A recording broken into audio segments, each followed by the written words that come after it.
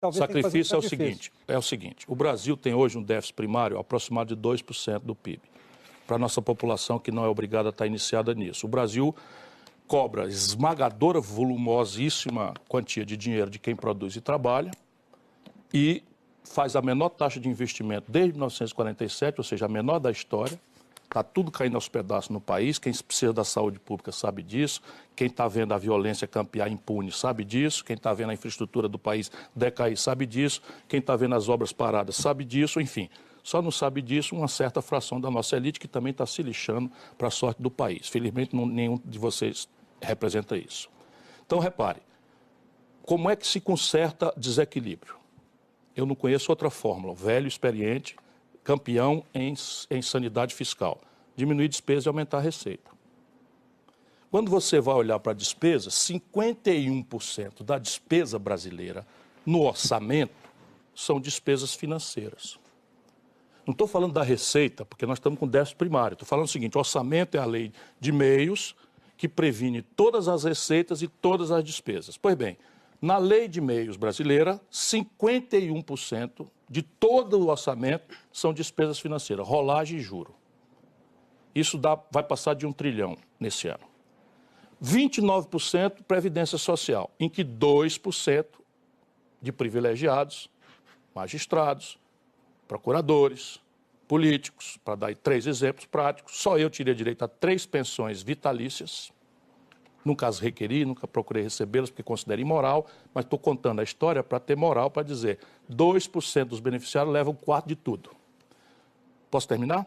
20% do orçamento todo é educação, saúde, segurança, infraestrutura, cultura, ciência, tecnologia, ponte, aeroporto, porto, etc, etc. Veja bem, onde é que...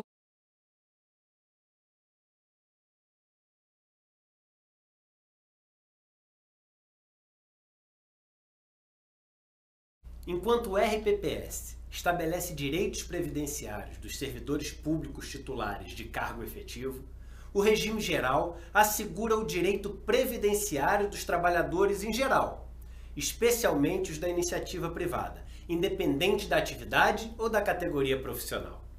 Mas essa não é a única diferença entre os regimes, é a principal delas.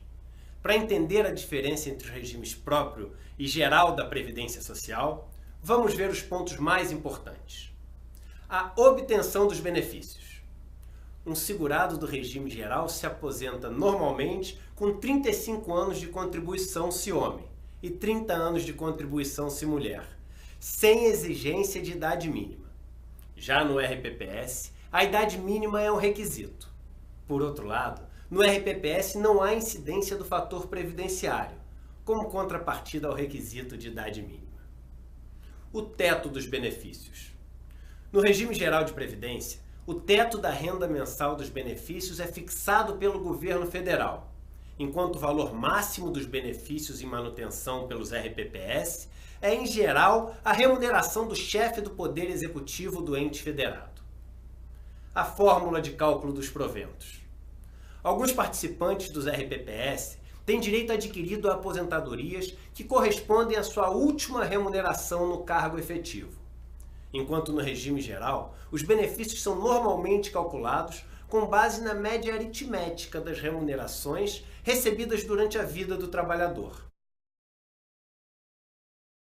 A média de aposentadoria do setor público é R$ 9.000. Sim. Do setor privado é 1.600. A média acima de 30. Então, vejamos, a média Contra das aposentadorias no setor público, no executivo, professor, R$ 9.000. Para o executivo. Do legislativo... É 28. Do judiciário é 25. E do Ministério Público... Acima de 30. E do setor privado... 1.600. Então, desculpe a minha ignorância, a minha insistência, Eneg. Nós não temos um problema de previdência nacional, nós temos previdência do setor público. Aí tem um outro número espetacular. O setor público gasta 115 bilhões com 1 milhão de aposentados. O setor privado gasta 500 bilhões com 33 milhões de aposentados. E aí, como é que resolve Não, isso? a situação é muito mais complicada do que essa. Eu vou dar um número aqui que é absolutamente surpreendente. O déficit do sistema de previdência social do setor público nos últimos 15 anos, de 2001 a 2015, somou 1 trilhão e 300 bilhões de reais, o déficit acumulado, atendendo a 1 milhão de pessoas. 1 milhão de pessoas. O déficit do sistema, do Sistema Geral de Previdência Social do setor privado, o INSS, foi 450 bilhões de reais. 1/3. Atendendo a 29 milhões de pessoas. O programa de aposentadoria do setor público é o maior programa de transferência de renda do país. De pobre para rico. De pobre para rico. Esse é o problema. E o que é mais importante ainda é a transferência do setor produtivo para o setor não produtivo.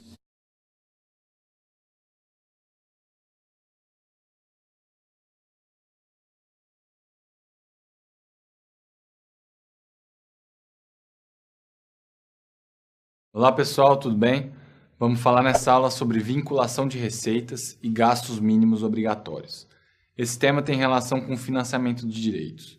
São mecanismos de se previamente garantir recursos para uma determinada área, restringindo a decisão do Executivo e Legislativo feito anualmente no momento da elaboração e aprovação do orçamento. Aqui a distinção feita por André Castro Carvalho em seu livro sobre vinculação. Para ele, o texto constitucional utilizou impropriamente o termo vinculação, por exemplo, nos casos de gastos mínimos de educação e saúde. Por quê?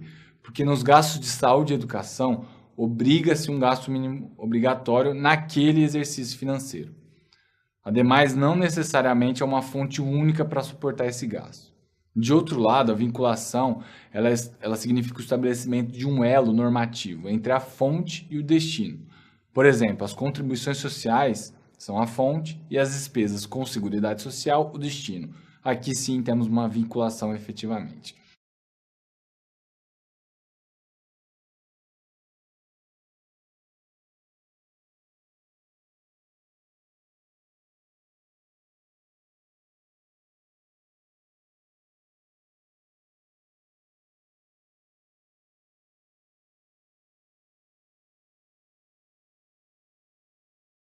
Você continua. Eu vou terminar só as 3 despesas rápidas, porque são 3 reformas. Claro. Previdência, pessoal. Previdência é a reforma da Previdência, juros são as privatizações e pessoal é uma reforma administrativa.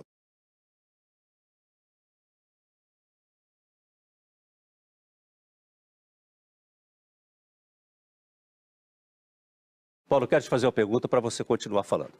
Tem uma questão que vocês colocaram que é o seguinte, que é o chamado orçamento em base zero. Pelo que eu entendi, e aí você me corrija se eu estiver errado na interpretação da proposta de vocês, é desvincular tudo. Inclusive, brilhante, João. Inclusive desvincular as despesas com educação, saúde e tudo mais. João, a gente sabe que isso tem uma resistência enorme no Congresso. Enorme. Então, uma coisa é a sua proposta, outra coisa é a possibilidade de aprovar isso. Perfeitamente. Como é que você acredita que isso vai virar realidade? Perfeitamente. E como isso funcionaria? Perfeitamente emenda constitucional. E isso o que é, na verdade? Você acha que vai ser feito no primeiro dia? Hipótese zero. Agora, é um projeto muito válido para um primeiro ano de governo. Dizendo o seguinte, olha, se realmente as despesas estão inflexíveis, continuam subindo descontroladamente, o primeiro ano a gente garante no sufoco. Tem 20 do Simples, tem 20 não sei aonde, tem... Eu peguei uma lista, dá para pegar uns 100... Bom, pega 10% dos 300 bilhões de desonerações, já dá 30. Pega 60 da concessão não onerosa, já chegou em 90.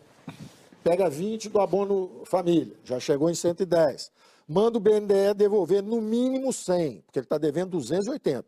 Manda 100zinho para cá. Já estourou, já estou salvo um ano. Tenho tempo para fazer as reformas estruturantes.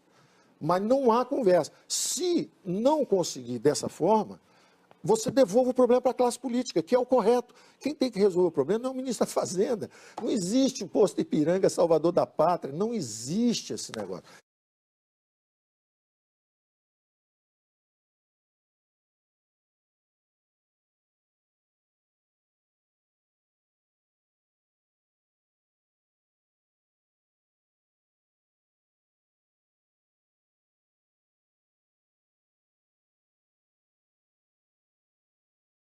A questão do emprego, né?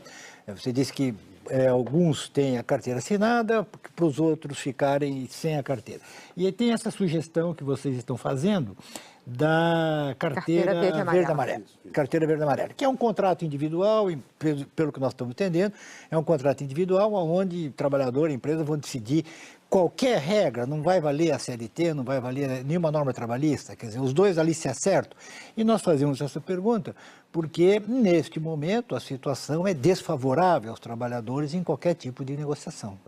Eu acho excelente. O que vai valer, o que não vai valer? Perfeita pergunta. Eu te respondi direito. Respondeu. O dinheiro descendo para a básica. O que acontece? Eu sou um liberal. Um liberal é pela escolha. A pessoa, o jovem, nós, e esse exemplo eu tenho dado para o Bolsonaro, eu tenho dito o seguinte, olha, nós estamos num avião que está caindo, que é a Previdência Antiga, ela está descendo. Eu não quero mexer, eu quero fazer a reforma paramétrica. Vamos parametrizar isso, vamos trabalhar isso aí, vamos ver como é que a gente torna isso mais republicano, faz essa convergência, vamos fazer isso. Mas vamos fazer o seguinte, e é interessante porque um economista outro dia, o mesmo economista quando dizia, solta o câmbio, não, o câmbio é âncora, não pode, anos depois soltou o câmbio. Política monetária, não, política monetária não pode, porque é muito recessivo e tal, anos depois bota o juros 70%, uma recessão, Deus me livre. Aí, mesma coisa em relação à Previdência. Você fala assim, precisamos migrar para o sistema de capitalização, porque é uma fraude o sistema de repartição por uma razão simples, por causa da demografia. O que vai acontecer é o seguinte, você não está levando recurso para o futuro. Hoje um jovem dá o dinheiro, o idoso se aposenta, mais tarde não tem o jovem para dar o dinheiro, não vai se aposentar nenhum dos dois. Então você precisa criar uma alternativa. Se você lançar uma alternativa, e de novo, gente, não tem novidade nenhuma, isso foi feito lá atrás, 30 anos atrás no Chile, o Chile virou a Suíça latino-americana, migrou para um sistema de capitalização, democratizou a riqueza, o acesso à riqueza. Acabaram as greves, porque os trabalhadores são proprietários, são sócios do progresso, eles participam do lucro das empresas. Não tem greve de trabalhador no Chile há 30 anos, tem greve de estudante pedindo para a escola ser grátis, mas não tem greve de trabalhador. O Chile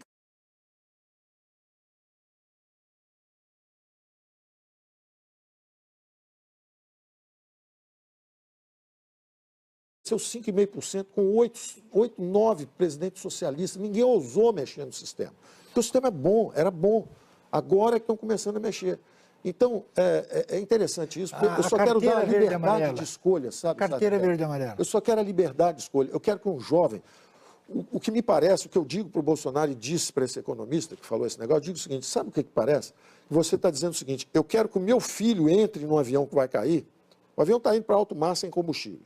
Mas eu quero que ele entre, porque se ele entrar, ele contribui e eu salto de paraquedas e o avião vai cair com ele. Isso é uma covardia contra as gerações futuras. Nós temos que seguir o nosso caminho nesse avião, todos nós, porque nós fizemos isso. Agora, nós não podemos condenar os nossos filhos a isso. Aí você diz, se você criar um sistema alternativo, como no Chile, todo mundo migra e quebra esse, nós não temos mais o custo de transição. Tem que fazer o tal do fundo, mas que fundo é esse? Nós não temos mais o custo de transição. Nós não temos mais o custo de transição. Aí eu digo o seguinte, pessoal, você não pode fazer isso mais. Já passou essa oportunidade de fazer a transição todo mundo. Não pode mais. Quem já votou no Fernando Henrique, no Lula, no Sarney, não tem mais a chance de voltar para o sistema novo. É só o menino que estiver chegando agora. Paulo, eu queria trazer outra questão. Quem tiver com 16 anos, 17 anos, pode escolher. Porta da esquerda. Você tem sindicato, você tem legislação trabalhista para te proteger, você tem encargos, você tem uma opção de coisa lá. Porta da direita. Contas individuais. Não mistura assistência com previdência. Assistência é renda básica. Você não contribuiu, você tem a renda básica. Você contribuiu, você tem o salário mínimo lá na aposentadoria. Não tem encargos trabalhistas. E a legislação é como em qualquer lugar do mundo. Se você for perturbado no trabalho, você vai na justiça e a justiça resolve o seu problema. Acaba com o FGTS? João quer fazer uma pergunta. Acaba com a FGTS.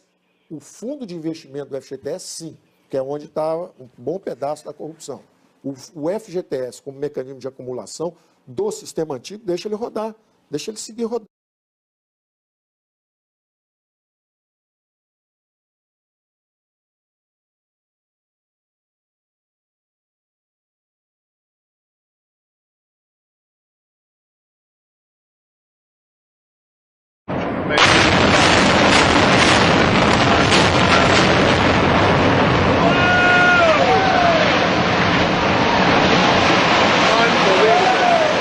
Unbelievable. Wow, that's like a Goosebumps. Unbelievable.